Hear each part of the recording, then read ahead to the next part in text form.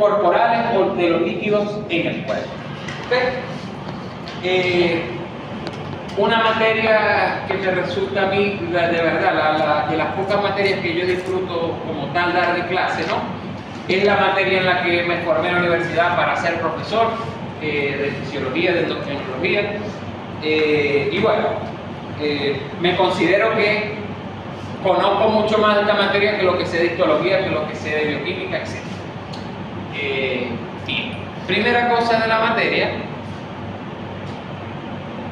es que el estudiante que no trae una buena base de anatomía, que no esté bien ubicado en bioquímica y en histología, esto va a ser una rapación. ¿Okay?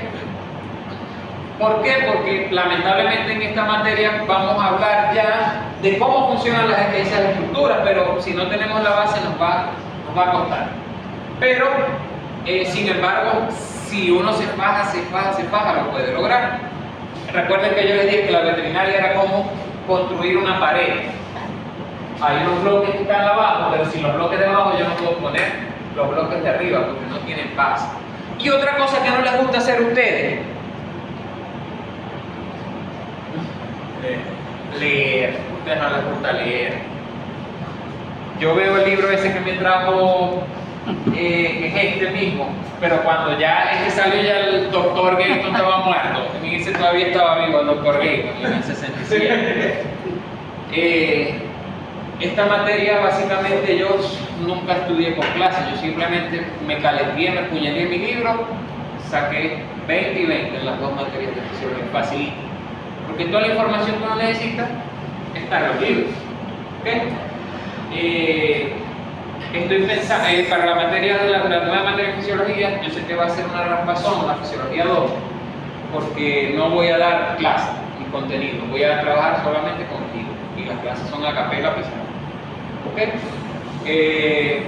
Para el que lea no hay problema, el problema es que yo tengo que de alguna manera incentivar a ustedes a leer.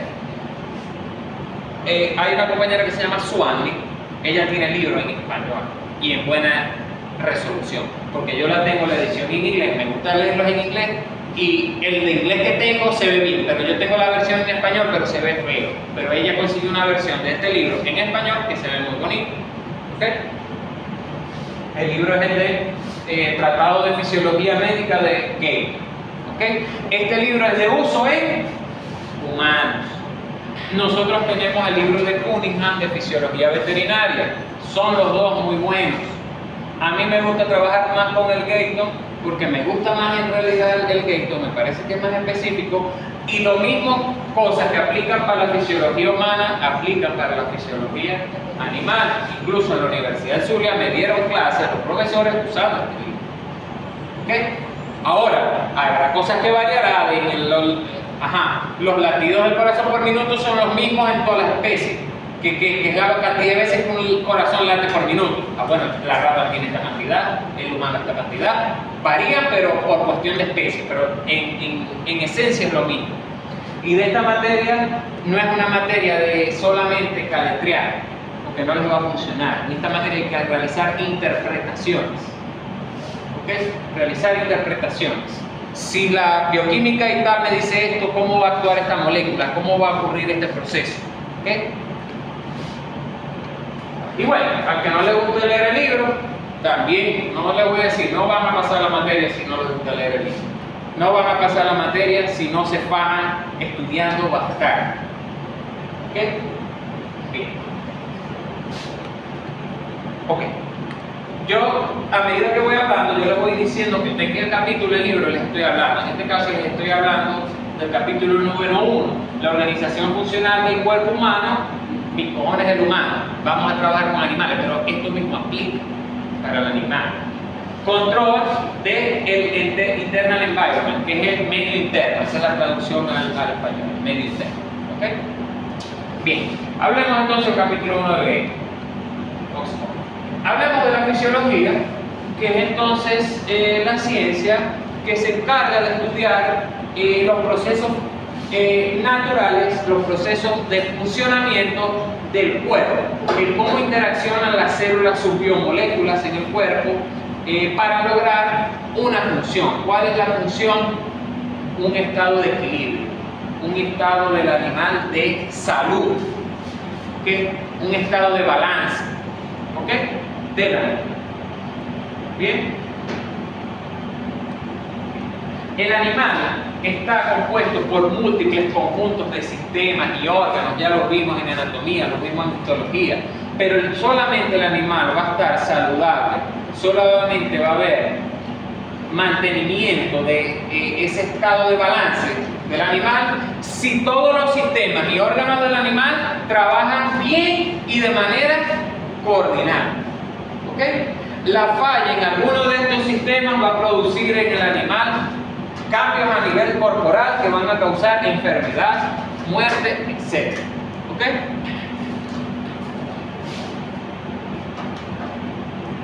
Todo eso ya lo hemos estudiado. Moléculas, tejidos, células, órganos anatómicos. Ahora vamos a ver cómo funcionan esos órganos, cómo funcionan esas moléculas. Ya sabemos que es un eritrocito, pero ¿cómo hace el eritrocito para llevar oxígeno a los tejidos? ¿En qué forma lo hace? Ya sabemos que es un riñón, pero ¿cómo hace el riñón, la nefrona, para producir la orina? Eso es lo que vamos a ver en esta materia. ¿Ok? Hay diferentes ramas de la fisiología, como tenemos la fisiología celular, que estudia el funcionamiento específicamente de las células. Fisiología orgánica, que estudia el funcionamiento no nada más de las células, sino de todo un tejido, de un órgano. ¿Ok? Fisiopatología, esto no lo vamos a ver, esto lo vemos más adelante en la carrera, que es la fisiología, pero de la enfermedad. No vamos a ver cómo funciona un hígado sano, sino que vamos a ver cómo funciona el hígado cuando hay problemas, cuando tiene daños. ¿Ok? Estudia los tejidos de la fisiología tisular, y la fisiología sistémica estudia el funcionamiento de los diferentes sistemas que tiene el animal, el individuo. ¿Okay? Nosotros vemos eso que está ahí, que es una célula. Bien, bueno, pero en esa célula ya nosotros hemos visto un poquito de fisiología, porque ya nosotros sabemos que se ve facilito, pero en estas cositas amarillas, en esas cositas amarillas, el acetil-CoA se une con el oxalacetato y forma isocitrato, y después todo el ciclo de Krebs, toda la glicólisis, todas esas cosas que vimos. Además de que en la mitocondria, en la membrana interna, están los complejos de proteínas de la mitocondria, está ocurriendo la cadena de electrones, y mientras eso está ocurriendo, también la mitocondria está realizando beta-oxidación de la grasa, y mientras eso está ocurriendo a nivel de núcleo, el ADN se está transcribiendo a ARN mensajero que va al ribosoma, y están ocurriendo muchos procesos en esa célula que vemos. ¿Ok? Eso es lo que vamos a estudiar en fisiología, porque a través de conocer el funcionamiento de esta célula vamos a conocer el funcionamiento de los diferentes órganos y tejidos. ¿Okay? Esto ya se los mencioné, pueden repasar las clases de histología para el que no lo tenga claro. La célula tiene ciertas características fisiológicas que nos indican que están vivas. ¿Okay? No las voy a caer a mencionar: conductividad, irritabilidad, absorción, secreción, respiración, reproducción, contractibilidad, que ya fue explicado en la materia de histología. ¿Okay? Pero esta parte sí es algo nuevo. La célula, imagínense usted que esto es una célula. La célula tiene un líquido que está dentro de ella, que forma el citoplasma. Ese líquido también se le llama líquido intracelular. Pero la célula está rodeada por otro líquido. Ese líquido no está dentro de la célula, está externo a la célula. Ese líquido se llama líquido extracelular. Pero al líquido extracelular también se le llama el medio interno. Profesor, ¿por qué es importante ese medio interno? Bueno, porque la célula, para sobrevivir, tiene que recibir ciertos sustratos: glucosa, minerales, agua, entre otros. Y esos sustratos, ¿cómo le van a llegar a la célula? A través del medio interno. Si hay desbalances en el medio interno tiene que tener, no sé, 10 gramos de glucosa, por darles una cifra. si hay un desbalance en eso y no tiene glucosa, ¿cómo tiene energía la célula? No tiene y se muere. O sea, la fisiología lo que busca, el cuerpo lo que busca es que siempre ese medio interno, ese ambiente que rodea a la célula sea propicio para que la célula se pueda desarrollar.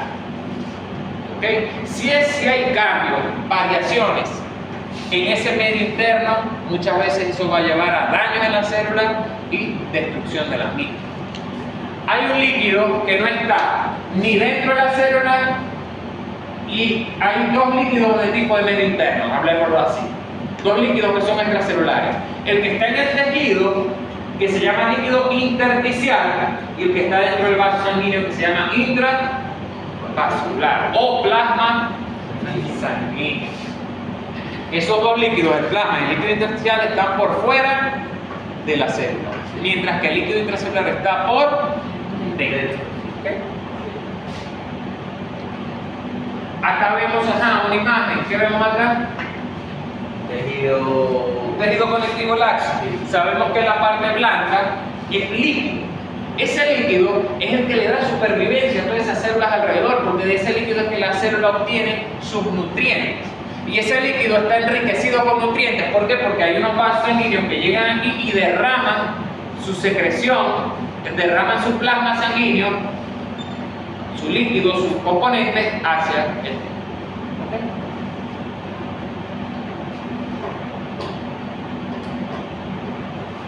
Entonces tenemos que ese medio interno tiene que tener ciertas cosas. El medio interno tiene que tener cierto nivel de oxígeno, tiene que tener cierto pH, cierto nivel de nutrientes, de aminoácidos, de líquidos, tiene que tener cierto nivel de glucosa.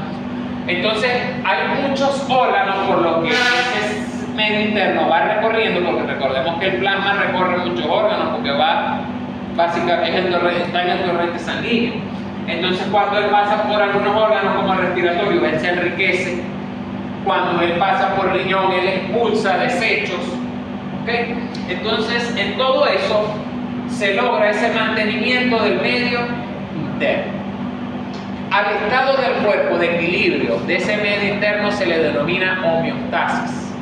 ¿Qué es la homeostasis? Pregunta de examen. Se le denomina homeostasis al equilibrio o balance del medio interno. ¿Y qué es el medio interno? Ya se los he ido explicando alrededor de la clase. ¿Ok? Entonces, en este tipo de clases va a haber esto que está acá, que son posibles preguntas de examen.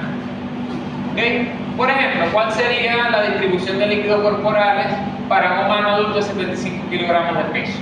Y aplica lo mismo para el caso de un vacuno, simplemente cambiar el peso del animal, porque sabemos que una vaca va a pesar 450-500 kilos, no va a pesar lo que pesa un humano, y un perro no va a pesar tampoco lo que pesa un humano.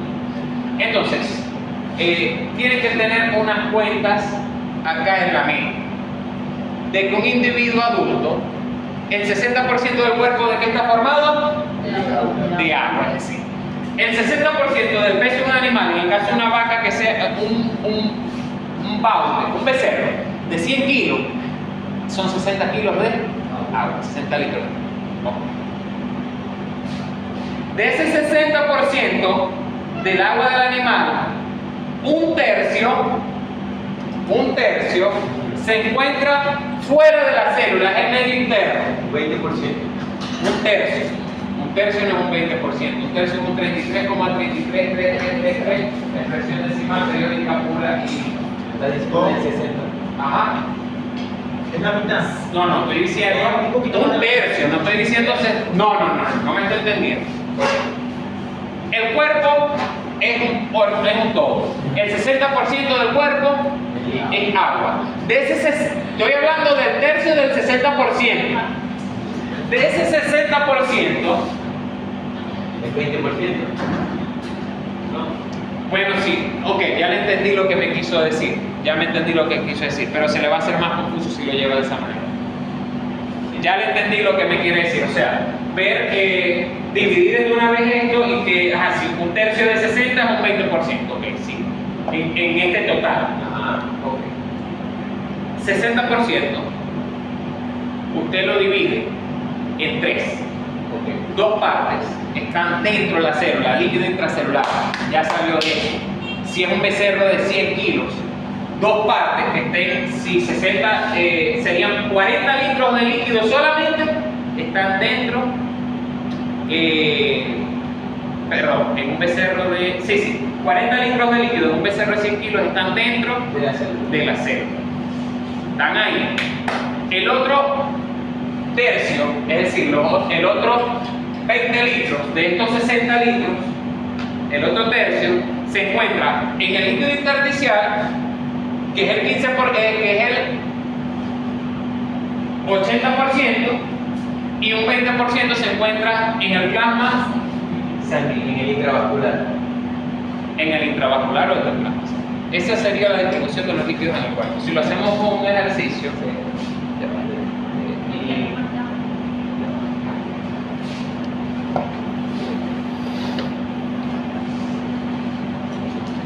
que más bien, voy a avanzar la clase, porque yo sé que eso está bien.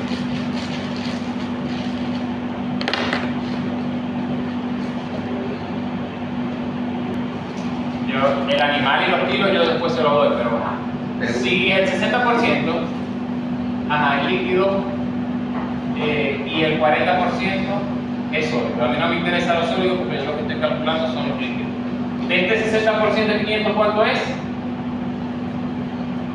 Así me decía.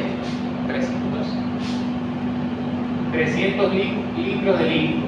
Estos 300 se van a dividir en 100 litros, que es extracelular, y estos otros 200 litros, ¿dónde están? Intracelular.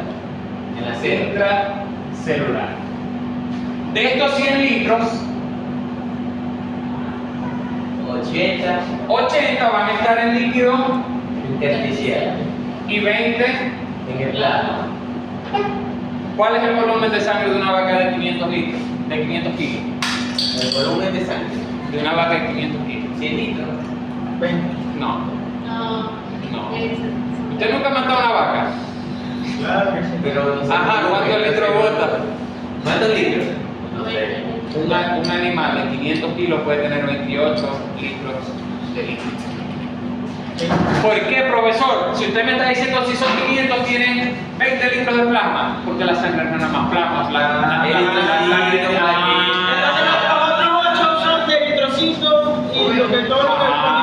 de elementos sólidos de la sangre. O sea, ahí, porque mira, ahí te está diciendo que 80 litros son intersticial, ¿verdad? Que es afuera de la célula. Y ¿Entendieron? Les voy a hacer un ejemplo con un perro también, pero ya va, que estoy buscando 20 el... litros intravascular. Y uno El tenía borrador. 20 litros de sangre. No, pero uno cuando desangra a un animal bota aproximadamente 28 litros, porque no solamente son 20 de plasma, sino los 8 litros pueden ser eritrocitos, plaquetas, ¿me entendéis? Vamos. Ajá, Michelle, ¿qué puede pesar usted?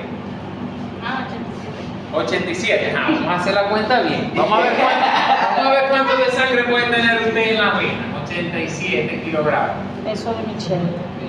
Ajá. Primero, vamos a sacar cuánto tiene ella de sólido en el cuerpo. En el caso de la mujer varía un poquito, pero vamos a hacer la misma cuenta, 40% de sólido. ¿Cuántos kilos tiene ella de sólido?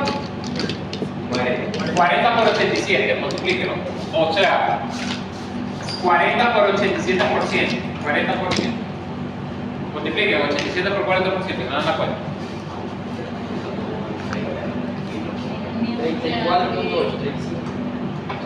35 kilos. 87 por 0.4. 34.8.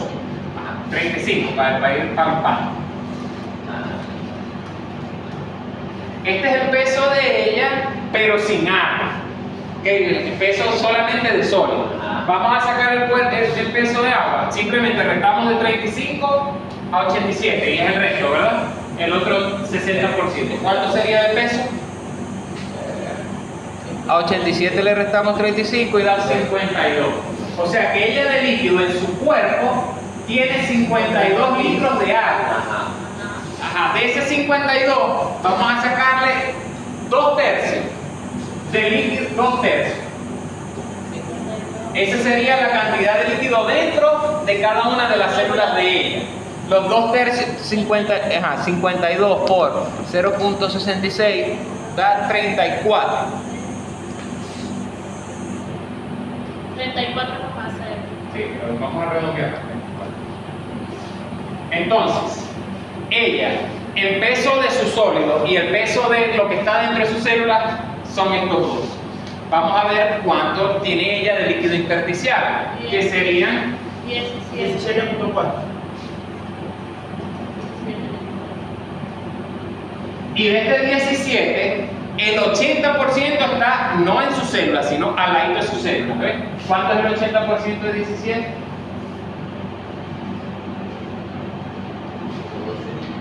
17 por 0.8.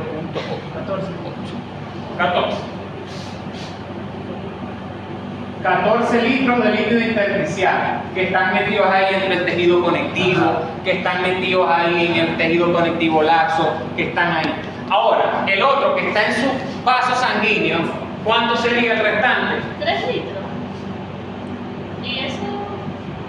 3 litros de plasma. Ah, bueno, pero ella tiene eritrocitos, ella tiene plaquetas, tiene neutrófilos. Al final, una mujer de peso más o menos ese puede tener en sangre unos 5 litros y medio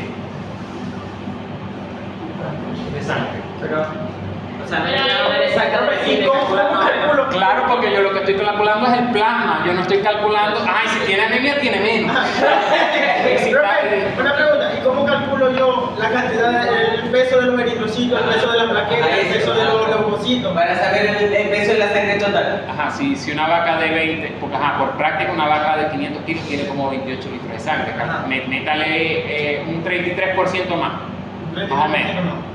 Si está sano. Al 14 le sumamos un 37%. Más o menos, por eso que más o menos ella debe tener unos 5, 5 y medio, eso varía. ¿O al 14 o a los 3 litros le sumamos? Los 3 litros, los 3 litros. Ajá.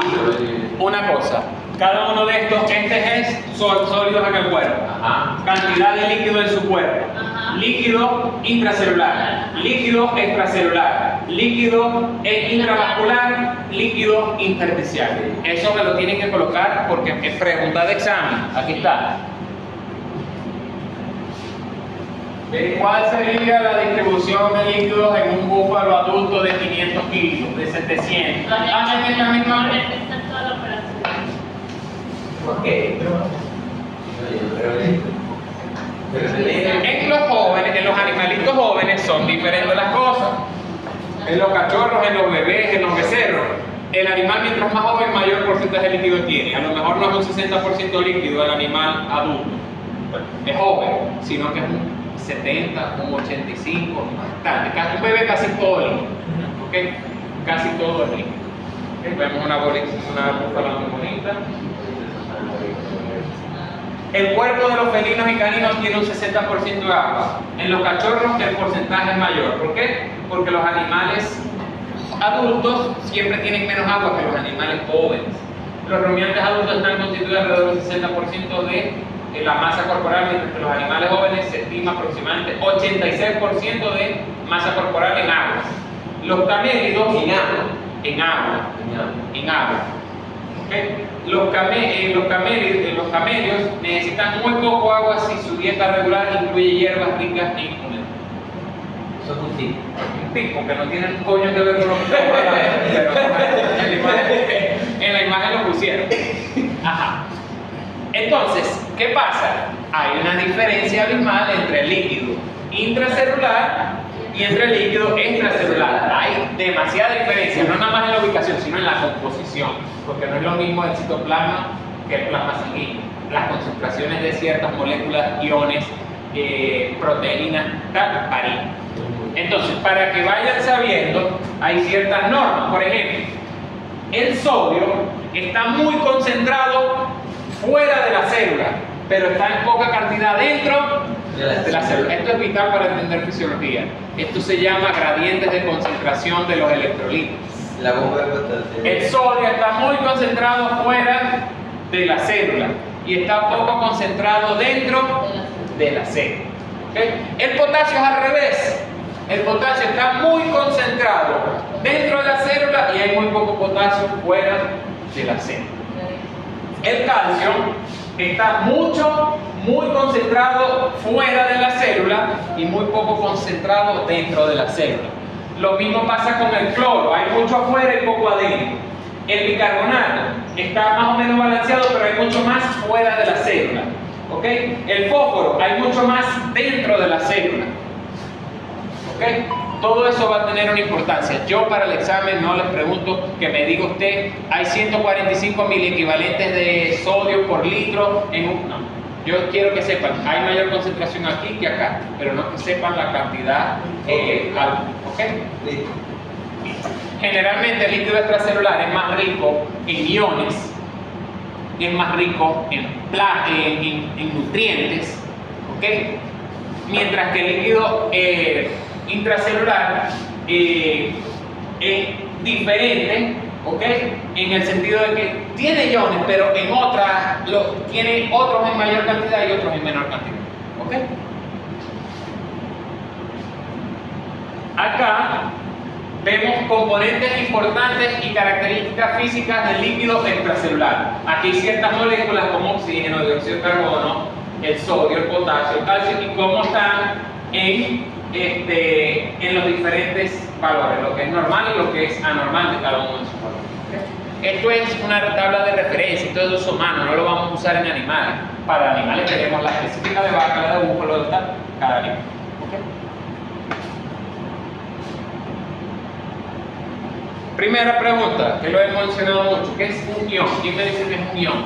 A ver, Rosa o Faría, dígame qué es un ion. ¿Ah? Cuéntenme. ¿Quién me dice que es un ion?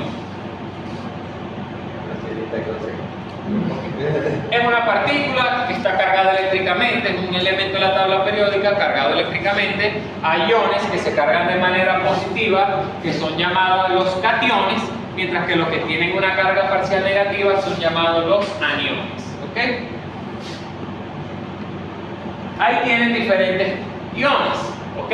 En este caso tenemos el acetato, el amonio, el carbonato, el clorato, el clorito, el cromato, el cianuro. Ellos tienen cada uno diferentes cargas, algunas positivas, algunas negativas. Sin embargo, los que más nos interesan a nosotros son sodio, potasio, fósforo, calcio, magnesio, manganeso, etc. ¿Okay? Aquí tienen un resumen de más o menos las características del líquido intracelular y de las características del líquido extracelular. Por ejemplo, el bicarbonato está muy grande aquí afuera y poquito adentro. El sodio mucho afuera, poco adentro. El cloro mucho afuera, poco adentro. El calcio mucho afuera, poco adentro. El potasio poco afuera, mucho adentro. El fósforo poco afuera, mucho adentro. Afuera hay mayor cantidad de glucosa, mayor cantidad de ácidos grasos, mayor cantidad de aminoácidos en comparación a lo que es el citoplasma. Bien.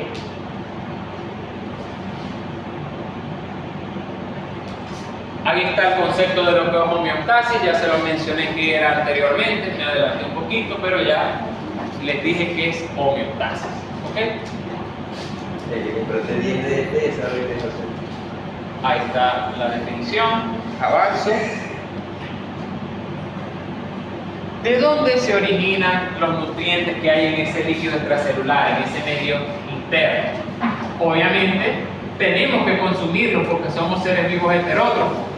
La glucosa, aminoácidos, ácidos grasos, eso viene del sistema digestivo, lo absorbemos de los alimentos. Hay minerales, vienen de los huesos, vienen de diferentes órganos del cuerpo. ¿De dónde obtiene el medio interno el oxígeno? De los pulmones. ¿De dónde obtiene el medio interno eliminar la urea, el amoníaco? De los riñones.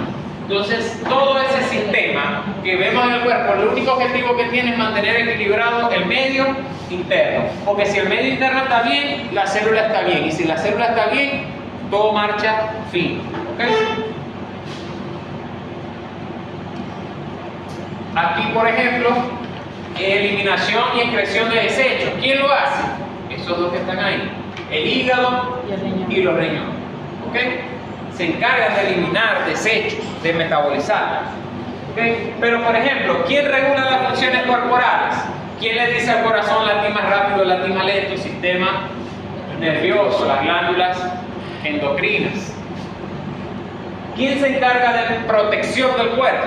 Ajá, por un lado están las células del sistema inmune, que van a empezar a ver ustedes inmunología con Gil. También. ¿Okay? Pero el mayor mecanismo de defensa que tenemos es la piel. ¿Okay? Es la piel. Reproducción. Bueno, tenemos todo un aparato reproductor, los machos y las hembras, para que pueda ocurrir ese proceso. ¿Ok?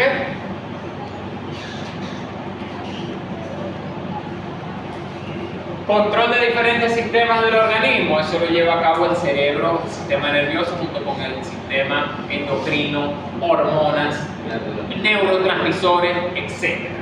¿Okay?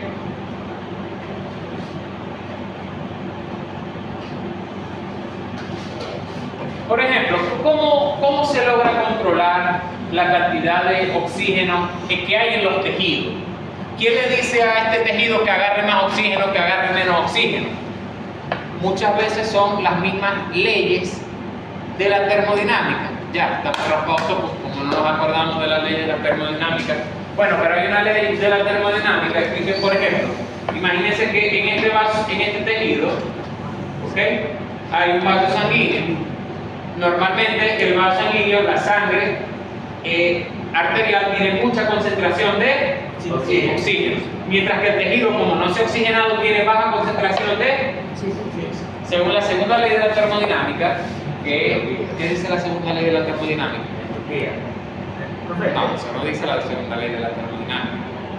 No, la segunda ley de la termodinámica dice que donde hay una mayor concentración quiere ir a donde hay una menor concentración. Eso no es la segunda ley de la termodinámica, eso se llama difusión y se llama osmosis en base a la segunda ley de la termodinámica, pero no es la segunda ley de la termodinámica. En la segunda ley de la termodinámica vemos que los sistemas, a pesar de diferentes, tener misma cantidad de energía, tienden a estar siempre en la función del sistema que requiera menos energía. Eso es que las moléculas tienden a desordenarse, no es normal el orden. Entonces las moléculas siempre tienden a desordenarse. En el caso de un sólido, ya nos entramos a otro concepto que se llama difusión.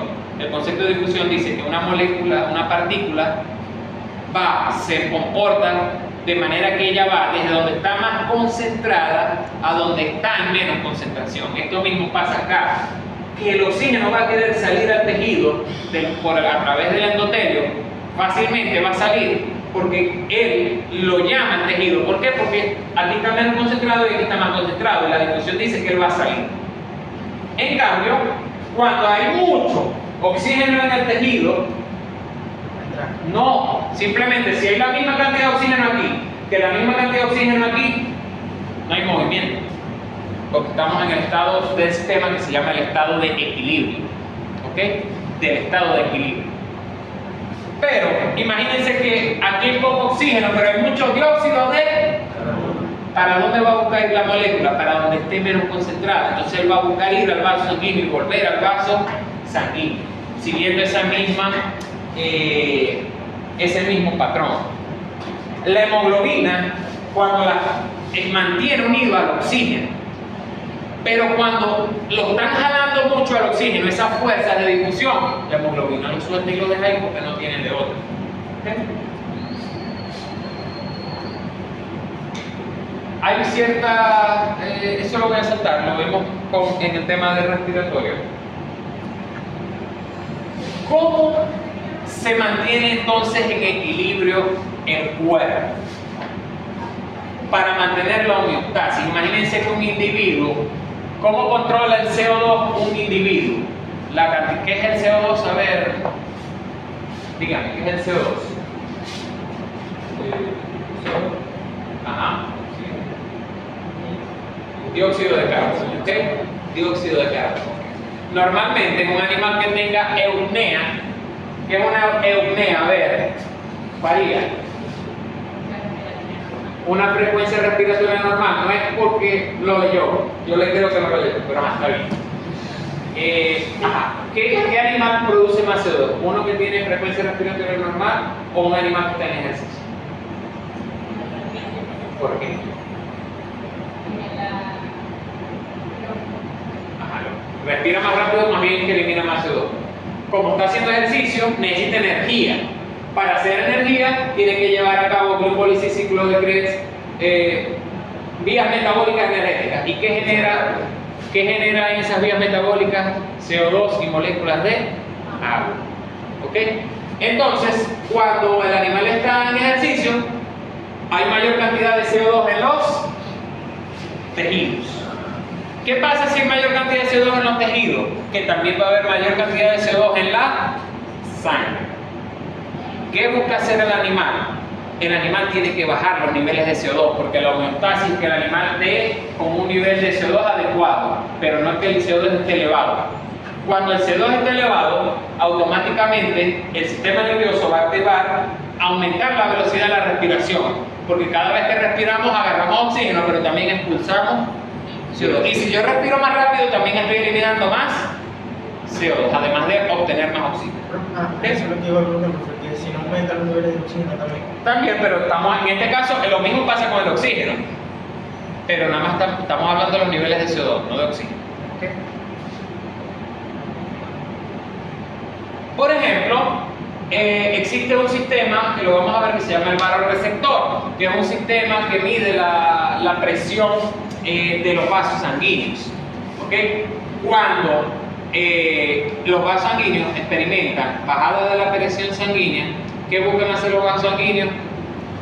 Contraerse, porque al contraer el vaso sanguíneo, imagínense que yo tengo una manguera y le pongo el dedito, aumento la presión. Si yo pongo una manguera con el mismo caudal de agua, pongo una manguera mucho más grande, va a pasar la misma cantidad de agua, pero la presión va a disminuir. Lo mismo pasa con los vasos sanguíneos, y en base a ello se abren y se contraen. Cuando los vasos sanguíneos se contraen, aumenta la presión. Cuando los vasos sanguíneos se dilatan, la presión disminuye. ¿Ok? Que por cierto es pero lo vimos con los gases, una ley que decía que los gases cuando están a mayor concentración hay mayor presión, y cuando están a menor concentración hay menor presión. ¿Qué ley decía eso en los gases bioquímica? La ley de Bohr. En medicina hay una manera en que se controlan ciertos mecanismos en el cuerpo. Esa manera que se controlan los mecanismos del cuerpo se llama feedback o retroalimentación. Pero hasta en español usamos el término feedback. ¿Ok? ¿Cómo? ¿Qué digo? En medicina, la retroalimentación, también denominada feedback, se refiere al mecanismo por el cual un sistema recibe información y actúa en consecuencia de esa información. ¿Ok? ¿Cómo hace eso? Por ejemplo, vamos a dar un ejemplo de un sistema que no reacciona.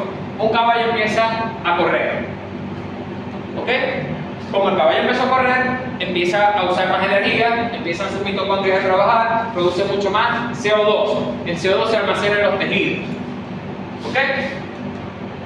Hay dos tipos de cosas que pueden pasar ahí: un feedback positivo y un feedback negativo. Vamos a ver cuál es el que lleva a que el caballo siga vivo.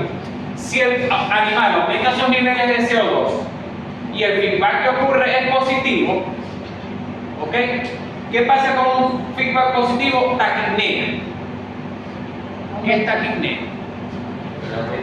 Aumenta la frecuencia respiratoria. ¿Ok? Entonces lo que va a hacer es que a mayor cantidad de CO2, a mayor cantidad de ejercicio que haga el animal, mayor taquipnea. Mientras más taquipnea, mayor cantidad de CO2 produce, porque está respirando más rápido. Entonces eso va aumentándose, aumentándose, hasta que llega el animal, quitando la taquipnea que tiene, que el animal muere. En cambio, con un feedback negativo, el animal hizo su ejercicio, terminó ya de hacer su ejercicio, está otra vez en relajación. ¿Qué pasa? Que el nivel de CO2, cuando el animal aumentó la frecuencia respiratoria, se niveló, pero el animal, como ya se niveló y ya dejó de hacer ejercicio, simplemente hay un feedback negativo y vuelve otra vez de la taquipnea a la eupnea. Y otra vez los niveles de CO2 están bajo control. ¿Lo entendieron o no lo entendieron? Para explicarlo otra vez. Lo vuelvo a explicar. Lo que yo entiendo es que el positivo te lleva a la muerte y el negativo es el purgatorio. No siempre el positivo lleva a la muerte, pero en exceso, la mayoría de las veces, en los feedback positivos en el cuerpo van a llevar a la muerte. En ciertas ocasiones no. El que produce más CO2. Pueden leer el libro, hay 2 páginas que hablan de ejemplos de feedback positivo bueno y feedback positivo malo. Por ejemplo, vuelvo otra vez, el animal está haciendo ejercicio. ¿Qué pasa cuando el animal hace ejercicio? Aumenta sus niveles de CO2. Y para él nivelar sus niveles de CO2 tiene que expulsar más CO2. Cuando él aplica la taquipnea, él equilibra sus niveles de CO2. ¿Qué pasa si él continúa en taquipnea a pesar de que ya no esté haciendo ejercicio? Si él está en equilibrio, porque está haciendo ejercicio, pero ya cuando deja de hacer ejercicio no se necesita taquipnea. Porque ¿qué va a hacer que ocurra más taquipnea? Que siga eliminando el animal más CO2 y va a haber más taquipnea y va a eliminar más CO2 y va a haber más taquipnea hasta que el punto que el nivel de CO2 va aumentando, que eso cambia el pH de la sangre y el animal puede morir. ¿Qué es lo que hace? Un feedback negativo. Un feedback negativo porque al haber taquipnea, la taquipnea, cuando ya el animal está en reposo, no induce más taquipnea, sino que induce la aeronea, que baja la frecuencia. Entonces, una cosa que es el aumento de la frecuencia respiratoria, indujo la disminución de la frecuencia respiratoria, cuando ya no se necesitaba que estuviera alta. Porque si la frecuencia respiratoria sigue aumentando, sin nadie que la controle, obviamente el animal va a morir. ¿Sí? ¿Okay? Otra mejor manera, un mecanismo, el feedback negativo es un mecanismo de control del cuerpo cuya finalidad es equilibrar el sistema y en caso de ser necesario reconducirlo para así reducir el efecto de acciones que produjeron las alteraciones y por ende recuperar el balance original. Imagínense este feedback negativo. Hay un aumento en la presión arterial. Si fuera un feedback positivo, un aumento en la presión arterial hace que el corazón se contraiga más y haya más presión arterial, y haya más contracción del corazón, y haya más presión arterial, y haya más presión de contracción del corazón, y haya más presión arterial, hasta que las arterias explotan o el corazón explota.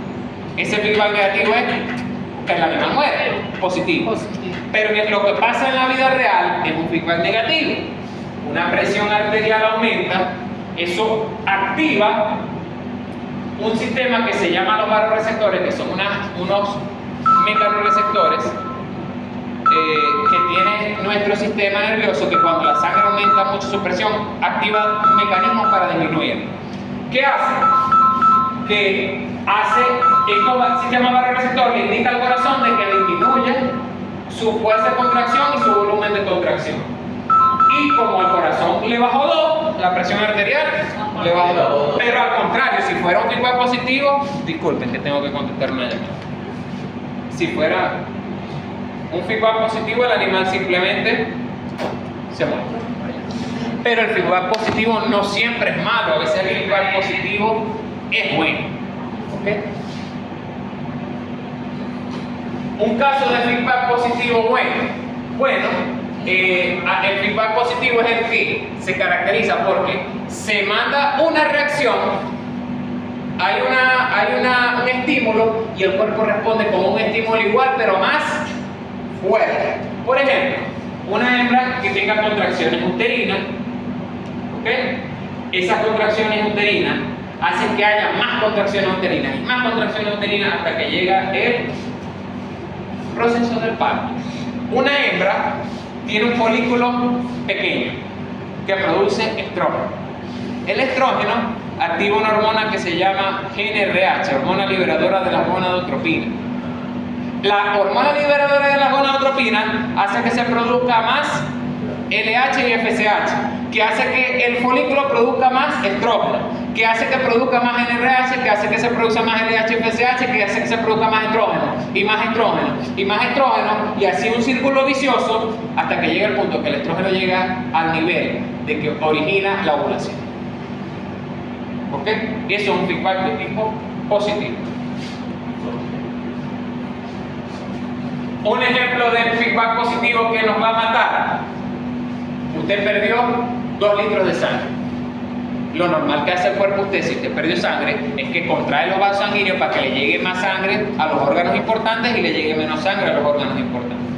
El cuerpo usted va a buscar que usted consuma agua para ganar líquido, para ganar plasma sanguíneo, para agarrar volumen de sangre. ¿Okay? ¿Qué pasa con el feedback positivo? Que un animal pierde mucha sangre, le empieza a llegar menos sangre al corazón. El corazón, como le llega menos sangre, bombea más lento y menos fuerte.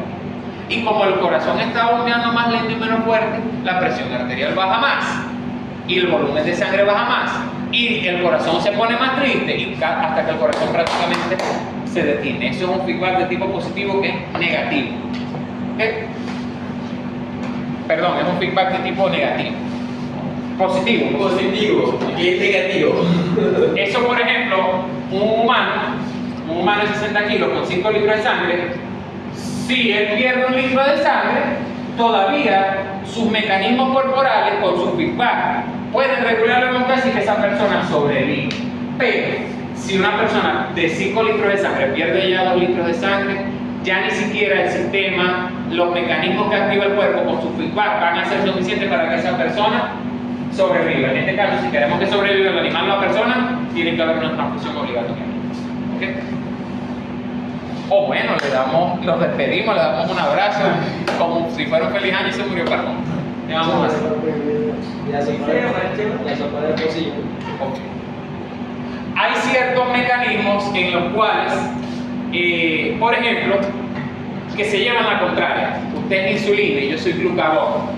Cuando usted se activa, usted me inhibe a mí y hace que la glucosa disminuya. Cuando yo me activo, usted se calla y yo soy el que hace que suba la glucosa. Uno manda sobre el otro, porque la insulina tiene feedback negativo contra el glucagón y glucagón tiene feedback negativo contra insulina. En cambio, a veces hay hormonas que tienen feedback positivo entre ellas. Por ejemplo, hormonas liberadoras de gonadotropinas tienen feedback positivo con LH y FSH. LH tiene feedback positivo con testosterona en el macho. ¿Ok? Eso es endocrinología, pero ajá. Si leen el libro como habla, como 4 páginas de paja, le va explicando, con vaselinita, se los va aderezando, se los va... Entra esa información rapidito a la cabeza. ¿Ok? Porque le va hablando huevonadas y los va instruyendo. ¿Ok? Ahora, vamos a hablar un poquito del capítulo 2, las funciones de la célula y el control genético de proteínas, síntesis de esa parte. Miren, esa parte, eso es un repaso de bioquímica y histología. Ya yo se lo di, no tengo por qué dárselo otra vez. ¿Ok? Ya de las células y sus funciones, ya yo le expliqué cómo funciona la mitocondria, cómo funciona el ribosoma, cómo trabaja el núcleo para hacer la transcripción, la replicación del ADN, la transducción, cómo ocurre la síntesis de una proteína, lo di en la clase de metabolismo proteico, lo di en la clase de ácidos nucleicos, o sea, estoy desocupado. Okay. Otro es transporte de sustancias alrededor de la membrana. Lo di en la clase de bioquímica número 6, lípidos, estructura de los lípidos y transporte a nivel de membrana. Estoy desocupado. Sin embargo, aquí sí repaso el concepto de lo que es ósmosis y difusión. La ósmosis es el movimiento de los líquidos, pregunta de examen, ósmosis es el movimiento de los líquidos a donde están más diluidos a donde están más concentrados. Ojo, o es difusión. Ósmosis. Estoy hablando de ósmosis. Ósmosis es el movimiento del líquido, de donde hay mayor concentración, de donde hay menor concentración a donde hay mayor concentración. Mientras que difusión es todo lo contrario, movimiento de partículas donde están más concentradas hacia donde están más diluidas.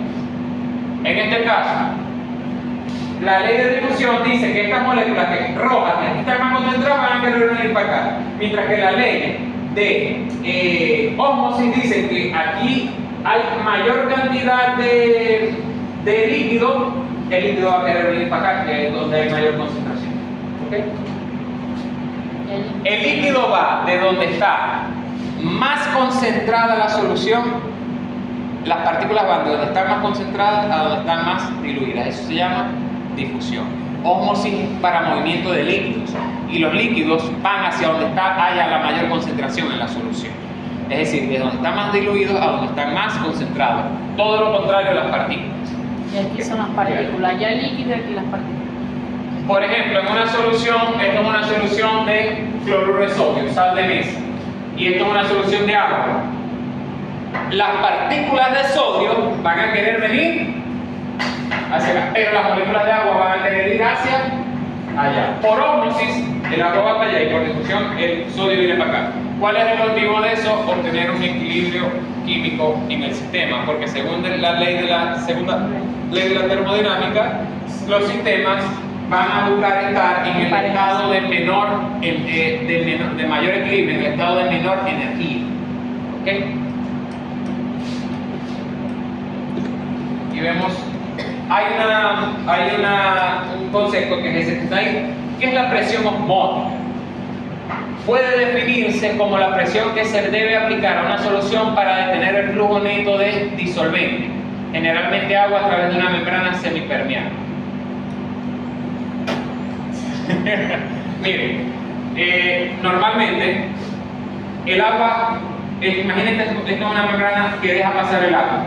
Esta agua va a querer ir hacia acá, ¿verdad? ¿Por qué? Porque hay una presión que manda el agua hacia allá, que es la ósmosis. Ella va a buscar ir de donde está más diluida a donde está más concentrada la solución. Fíjense que estando así que A y B, miren los niveles de agua, no están parejos. Porque esta agua está forzada, hay una presión que la lleva a ella a irse hacia donde la solución está más concentrada. En este caso, esta membrana es permeable al agua, pero es impermeable a esta molécula, porque esta molécula no puede ir hacia allá, porque esta membrana no la está dejando correr. Porque hay un concepto que se llama osmolaridad. ¿Okay? Mide la concentración de solutos en un fluido, evaluando el número de partículas. ¿Okay? La osmolaridad evalúa el número de partículas por volumen en un litro de un fluido. ¿Okay? ¿Por qué es importante ese tema de osmolaridad? Porque los líquidos corporales tienen una osmolaridad, tienen que tener una concentración de solutos. ¿Por qué? Porque dependiendo de la concentración y osmolaridad que tenga esa solución, así se va a comportar el agua. Imagínense un eritrocito y yo rodeo al eritrocito en una solución que se llama hipertónica. La osmolaridad normal del plasma sanguíneo, de la sangre, del líquido intersticial, la osmolaridad normal son 300 milimoles. Esa es la unidad, los milimoles, 300 milimoles. 300 milimoles.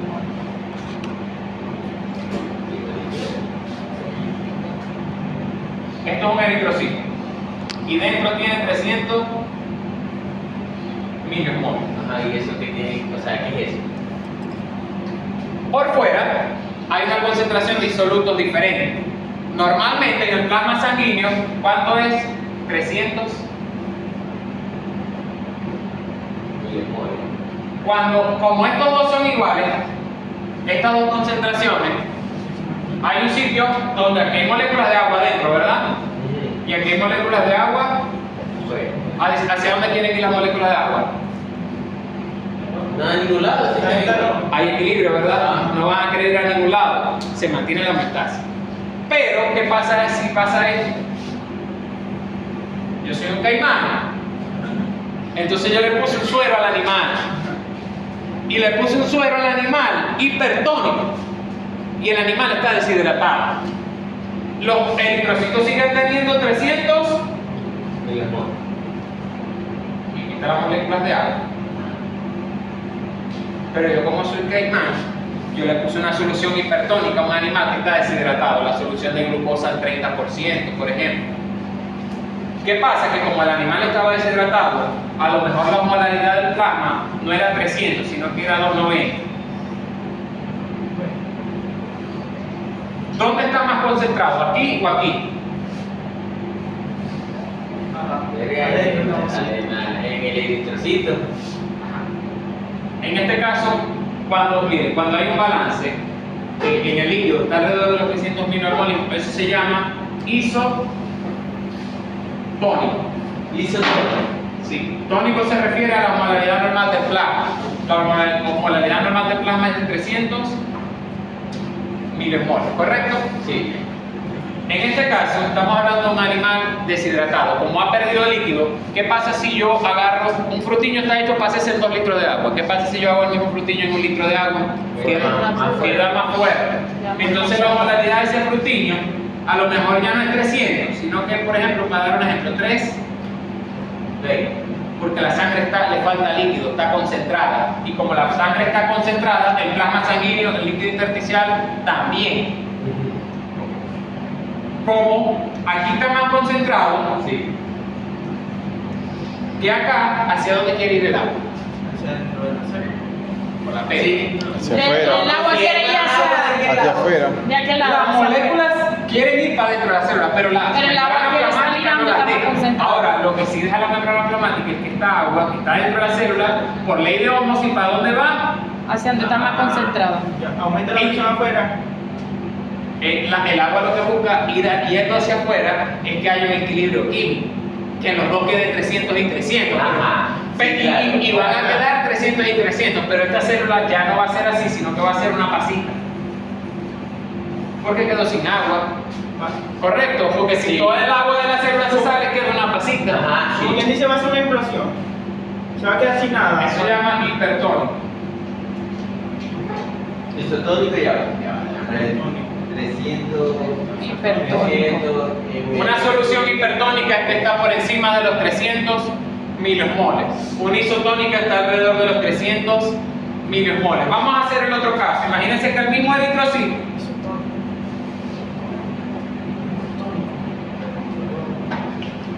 $300 milimoles. Profe, o sea, usted está diciendo que el otro 300 quiere decir que es el plasma, entonces. Porque si es un eritrocito, lo que está fuera del plasma es como- Líquido intersticial El líquido y plasma también. No, el líquido intravascular sería ese. Porque si es un eritrocito, En el caso del eritrocito, el mismo líquido intersticial es el intravascular, porque me Ajá. entiende, ese es lo que lo rodea a él. ajá. ¿Ok? Ajá. En el caso de un individuo que tenga acá alrededor de, por ejemplo, 280 milimoles, Ajá. digamos que por muy calmán yo quería matar a un animal, yo le puse un suero en la vena de agua, pero no una agua isotónica a 300 milimoles, sino que le puse agua normal. ¿Cuánto es la molaridad normal del agua? Dígame. 0. El agua sola es 0, la molaridad. Ah, bueno, entonces yo al perro, por matarlo, le puse 2 litros de agua en la vena, pasándosela rápido. ¿Qué pasa con la molaridad del plasma? Que a lo mejor no es 280, 300 ahora es 200. ¿Para dónde quiere ir el agua ahora? Adentro. Hacia adentro, y la célula que se hincha y explota y muere.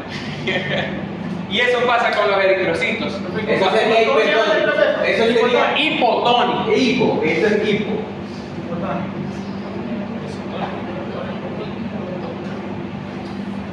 Hipotónico. ¿Ok? Una solución ahora de tipo hipotónico. Bajo de los 300. Y fíjense cómo actúan. Por eso es que lo importante es saber elegir la solución que se le va a poner al animal. Porque un animal deshidratado no se le puede poner una solución hipertónica. A un animal sobrehidratado no se le puede poner una hipotónica. ¿Ok? Etcétera, etcétera, etcétera. Porque son cambios que ocurren en la célula.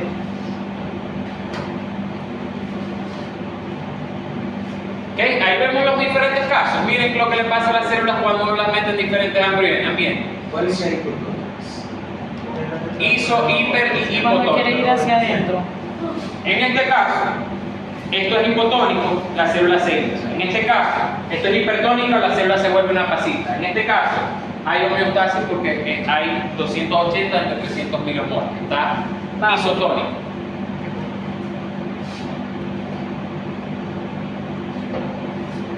Recuerden, no lo voy a repasar, eso ya lo vieron en bioquímica, lo que es el modelo del mosaico fluido de membrana. ¿Ok? Lo de líquido. ¿Cómo? Eso es lo de líquido. No sé, tú dime. No, el líquido. ¿Sabe como el chinito? ¿Qué dice? No lo sé. No, dime. Así. Entonces, tú dime. que yo decía clase de líquido y yo Ajá. no tuve. Las diferencias que hay en las concentraciones de ciertos iones en ciertas moléculas en el plasma sanguíneo, en el medio interno, en el medio intracelular, el líquido intracelular, se basan en la membrana. La membrana deja pasar ciertos componentes, deja que otros componentes no pasen. ¿Ok? A través de la membrana ocurren ciertos mecanismos de transporte. Sí. Recuerden que en bioquímica les expliqué que existía un transporte de tipo activo que requería energía o ATP porque iba en contra del gradiente de concentración. Un ejemplo de eso le daba la bomba sodio-potasio TPase. Y también hay métodos de transporte pasivo que simplemente ocurren por ley de la termodinámica, es un evento favorable, va en favor de un gradiente de concentración y no hay que ameritar un gasto de energía en ATP. ¿Okay? Hay moléculas que pasan directo a través de la membrana, hay moléculas que requieren proteínas transportadoras, como en el caso de bioquímica les explicaba que por ejemplo la glucosa, el sodio, el potasio requerían canales para poder entrar a la célula o salir de la célula, mientras que había moléculas como algunos ácidos grasos o como el agua que en muchos casos entraban a la célula como si fueran Gasparín, como le diera la gana. Te dijo porque el agua es una molécula muy pequeña y no. Exactamente. Entonces, un repaso de eso de que ya expliqué en la materia de bioquímica.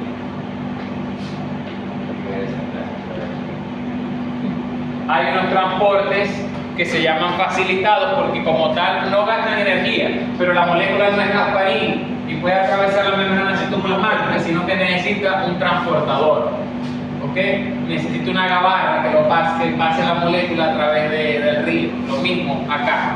Una lancha. Esos transportadores son específicos. El transportador de sodio es de sodio, el de potasio es de potasio, el canal de calcio, ¿quién entra por el canal de calcio? El calcio. ¿Ok? O sal. Que son proteínas específicas para Son eso. proteínas específicas. ¿Ok? Por ejemplo, hay unas proteínas de esas que son activadas por voltaje. Este es un canal de sodio, está cerrado.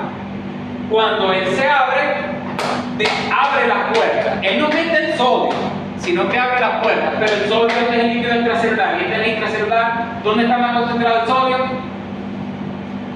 En el extracelular. Aquí. Por tanto, como aquí está más concentrado y aquí hay menos, él va a buscar directamente Entrar. sin requerir moléculas de ATP. ¿Ok?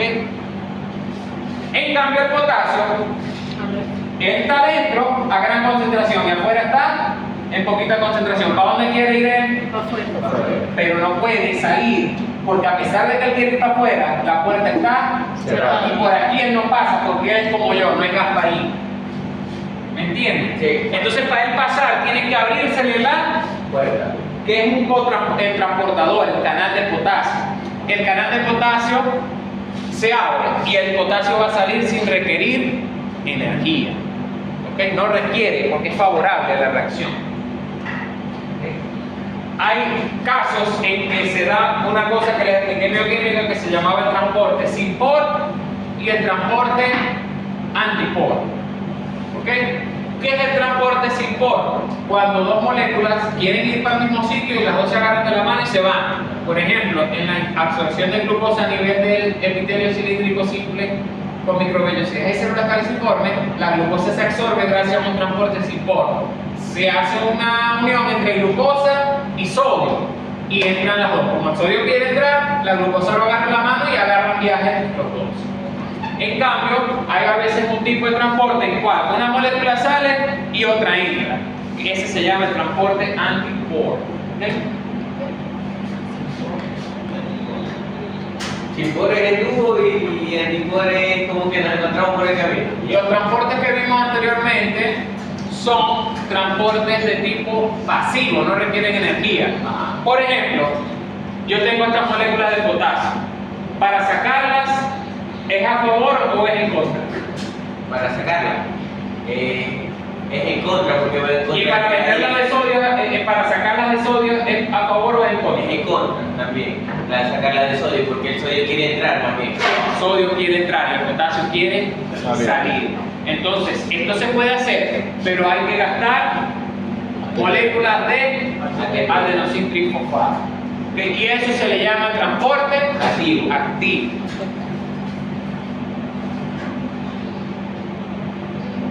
Ahí vemos un ejemplo de la bomba sodio-potasio TPASA. La bomba sodio-potasio TPASA, ¿qué hace? Saca 3 sodios y mete 2 potasio. Mete 2 potasio y saca 3 sodio. ¿Para dónde quiere ir el sodio? Para adentro. Ajá. ¿Y para dónde quiere ir el potasio? Para afuera. Por eso es que se tiene que gastar energía, porque el sodio es para adentro. Profe, lo que... Ajá. Entonces, ya sabiendo esto, entramos a la segunda parte de la clase. Vamos a hablemos del balance de los líquidos en el cuerpo. Y sí, va muy relacionado a eso, que es la cerveza. ¿Ok? Porque generalmente que bebemos cerveza no es nada más que nos rascamos, sino que nos sobrehidratamos. Y por esa razón estamos orinando de cada rato. Y las mujeres se van de varios, porque como no van solas para el baño, tienen esa vaina. Intercambio de líquidos entre capilares y tejidos. Ok. Vamos a hablar de una cosa que se llama microcirculación linfática y sistema de intercambio de líquido a nivel intersticial. Ajá. Si yo tengo un vaso sanguíneo y yo tengo un tejido y hay unos vasos sanguíneos que son venosos, hay unos vasos sanguíneos que son arteriales. ¿Quién le dice a la arteria que el líquido sale? ¿Quién le dice que el líquido vuelve en la vena? ¿Quién organiza todo eso? ¿Cómo se llama ese mecanismo de entrada y salida de líquido a los vasos sanguíneos a nivel capilar? A ver, González, no se acuerda. A ver, González también, tampoco se acuerda. Faría tampoco. Mecanismo empezaba por S, terminaba en lin. Dios mío. Bueno, ok, vamos a hablar de un mecanismo que se llama el mecanismo de Starling. ¿Okay? Mecanismo de Starling que explica cómo es el intercambio de líquido entre el vaso sanguíneo y el líquido intersticial. ¿Cómo ocurre ese intercambio de líquido? ¿Por qué hay moléculas que vienen para acá? ¿Por qué hay moléculas que se van para allá? ¿Por qué una vez que el tejido se llena de líquido, cómo hace la sangre para volver el líquido de la sangre para volver a los vasos sanguíneos? ¿Quién lo manda? ¿Ok? Vamos a eso. Pregunta de examen, por cierto. ¿Cómo Verdad, han pasado bastantes preguntas de exámenes y no les he dicho, verga, pregunta de examen. Bueno, sí. Intercambio de agua y nutrientes entre la sangre y los líquidos. Recuerden que los capilares, cuando se los expliqué en histología, ellos tenían muchos huequitos. ¿Ok? Ellos son permeables al líquido, ellos dejan salir el líquido. Esos huequitos son lo suficientemente pequeños para que salga líquido y otras sustancias, como iones, pero no deja pasar proteína, no deja pasar moléculas grandes. Las moléculas grandes no, esas se quedan dentro del vaso sanguíneo. ¿Ok? Células se quedan dentro del vaso sanguíneo, excepto que sean células blancas que estén activadas por citocinas, como, no sé, el factor de necrosis tumoral y que realicen una reacción química que se llama la diapedesis para poder pasar entre el endotelio. Pero eso nada más lo hacen las células del sistema inmunitario. Ok, fíjense, molecular weight, peso molecular y permeabilidad de los capilares a diferentes moléculas. Para el agua, vaso libre. ¿Okay? Para el sodio, también, con lo que le dé la gana, para la urea, para la glucosa. Pero, por ejemplo, para la albumina, que es una proteína de la sangre, no pasa a través de un capilar. La hemoglobina tampoco, ni la mioglobina. ¿Okay? Porque son moléculas proteicas que son muy grandes para pasar a través de un capilar. Es como querer pasar un huevo a través de un colador de fideo. No le va a pasar. ¿Okay? Porque es muy grande la molécula para pasar. La única manera es que uno dañe el colador, aunque se dañe el vaso sanguíneo. Así sí se pasa. ¿Ok? entiendo esos números? ¿Qué no entiende? O sea, esos números ahí, o sea, si yo no sé. Ok. Yo lo leo y digo, podría haber, es más, puedo hacer un statement. Yo le diría que el coeficiente de permeabilidad es inversamente proporcional al peso molecular. ¿Me entendió? Sí. Bueno, que mientras una molécula sea más pesada, Ajá. más difícil es, más bajo su coeficiente de permeabilidad. ¿Qué es este coeficiente de permeabilidad? Quiere decir que si hay una molécula de agua, todo ese 100% va a pasar porque el coeficiente de permeabilidad es 1, es decir, multiplíquelo por 100 y es un 100%. ¿Ok? Esto no es nada más que un coeficiente. Este es el peso molecular. Este es el peso molecular. Ok. Mientras más pesada la molécula, menor coeficiente de permeabilidad. Mientras más ligera la molécula, mientras menos peso la molécula, mayor es el coeficiente de permeabilidad a través del capilar. Por eso le digo que la permeabilidad capilar es inversamente proporcional al peso de la molécula. Dígame. ¿Cuál es el límite del capilar? Porque te digo que la albumina, la hemoglobina. El capilar ya no deja pasar moléculas de más de 10, por ejemplo, una molécula de ya de 5000 kilodalton ya casi no pasa. Pero Porque la pasa por sal. ¿O no pasa? No, generalmente en la fisiología no va a pasar. ¿Qué pasa? Que el vaso sanguíneo es delicado, en cualquier momento se rompe y puede pasar un poquito por accidente, pero normalmente no puede pasar, porque es como yo querer meter un 350 por esa puerta, no cabe. Ah, bueno, si se destruye el bajarete, sí pasa, pero el bajarete no lo van a andar destruyendo. ¿Ok? Lo mismo pasa aquí. Moléculas pequeñas pasan, moléculas grandes no van a lograr pasar. Yo no puedo meter ni una gandola por acá. Y una proteína, molecularmente hablando, es una gandola gigante comparada con una molécula de agua. Claro, ¿Ok? es una moto que se puede pasar. A lo mejor una moto, no sé, una bicicleta. Entonces, existen 4 fuerzas que me van a determinar la salida de líquido a nivel del capilar. 2 son panas y quieren que el líquido salga, y 2 están en contra, que quieren que el líquido se quede. ¿Ok? ¿Cuáles son las que están a favor de que salga líquido del vaso sanguíneo hacia el intersticio? La primera es la presión hidrostática de la sangre, o capillary pressure. Ya va. ¿Ok? Presión hidrostática de la sangre. Presión hidrostática Está a favor de que salga. de la sangre. ¿Ok?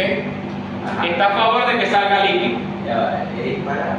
Esa presión hidrostática de la sangre, escúchenme, ¿quién la ejerce? El corazón. Cuando bombea la sangre va con cierta presión y esa presión hace que la sangre quiera salir de los vasos sanguíneos. Eso se llama la presión hidrostática de la sangre. ¿Ok? Segunda presión. ¿Qué pasa, muchachos? Que dentro del plasma sanguíneo, imagínense que el plasma entrega agua. Pero en la sangre hay unas proteínas que se llaman albuminas. Y las albuminas cuando la sangre pierde líquido se concentran. Y hay una ley que dice que el agua va desde donde está más diluido hacia donde está más concentrado. Entonces, ¿qué pasa? Que en este plasma sanguíneo hay proteínas que son la albumina, la misma hemoglobina, pero principalmente son las albuminas. Esas proteínas, cuando se mezclan con agua, se les llama coloide. Cuando se me alumina. Entonces existe una presión que ejercen esas proteínas de la sangre que se denomina la presión coloidosmótica del plasma sanguíneo. Y esa presión coloidosmótica del plasma sanguíneo jala el líquido hacia el vaso sanguíneo. Bueno, vamos. ¿Cómo se llama presión? Presión coloidosmótica de los vasos sanguíneos. Escríbalo, profesor. Coloido. No la voy a escribir, usted la lee en el libro, yo se la estoy mencionando. En el libro ese no aparece, está muy viejito. La presión hidrostática de la sangre está a favor de que la sangre salga. La presión coloidosmótica del plasma está a favor de que la sangre Se quede. de que el líquido entre o se quede. ¿Ok? Bien. ¿Qué pasa? Los líquidos intersticiales también tienen su presión hidrostática. También hay una presión hidrostática del líquido intersticial. Esa presión hidrostática del líquido intersticial es todo lo contrario a la del plasma, la de la sangre. Lo que quiere es que la sangre se devuelva, ¿lo ven? Presión hidrostática del líquido intersticial.